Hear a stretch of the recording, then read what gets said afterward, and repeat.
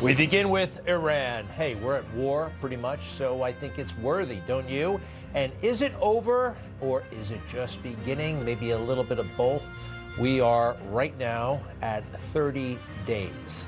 I heard an interesting statistic today. They said the average war, if you added up all the wars, lasts about 3 years. So this is kind of a microsecond in comparison. President Trump said 4 to 6 weeks at the outset. I think we're on track. There is a scenario, however, that takes this thing longer. We'll get to that in a moment. So far, we know what we've done. Hey, we took out their Navy. We've taken out their missiles. We've taken out their nukes for the most part. What next? It's unclear.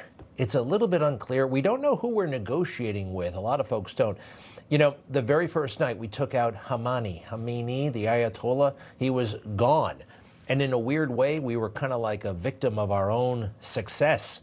That was great that he was gone, but with him gone and the other guy gone and everybody seemingly gone, who do you deal with?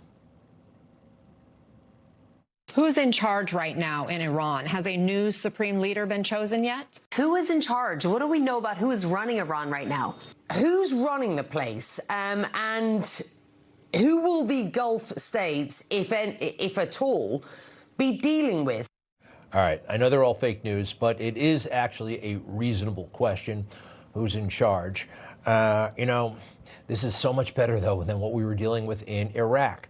We invaded in March of 2003. Shock and awe, right? That was actually intended to take out Saddam and his top lieutenants that very night. But we spent a year trying to track down these guys, 2 years for the others. Some we still haven't found, actually.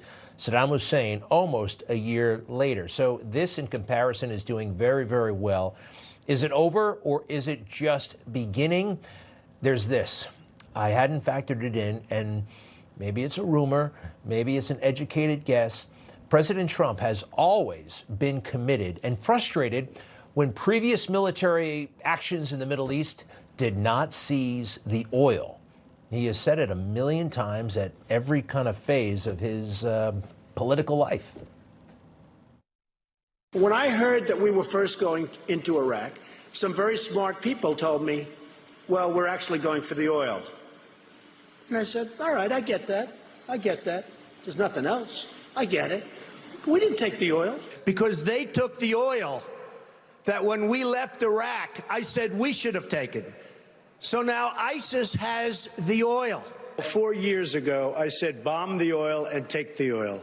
And if we did that, they wouldn't have the wealth they have right now. Well, we should have kept the oil when we got out. And, you know, it's very interesting. Had we taken the oil, you wouldn't have ISIS. The old expression, to the victor belong the spoils. You remember I always used to say, keep the oil. It's kind of interesting. He has said it a lot. And could that be on his mind right now? What relevance does that have? Well, a couple of things. We are in a position potentially to either destroy their oil producing capacity. We have all the oil we need. Why would we want to take the oil? Aha, here's a possibility.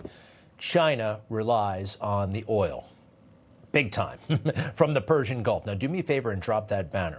We rely on the chips that come from this little place, Taiwan. Taiwan is kind of its own country, but kind of not. China has been interested in invading Taiwan for a very long time. We don't want that to happen, but we're kind of vague about it because, well, that's the arrangement. If China were to invade Taiwan, well, they would have all of the chips for AI. Basically, all the good chips for AI come from Taiwan.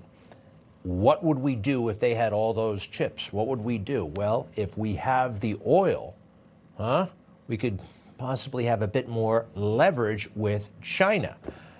I think that makes a lot of sense. I hope it doesn't get to that place. You know, I feel like President Trump and Xi aren't out to screw each other, but you never know. It's just one scenario. President Trump has been awfully emphatic about keep the oil. Information. Truth. Is freedom. Is Newsmax. It's real news for real people.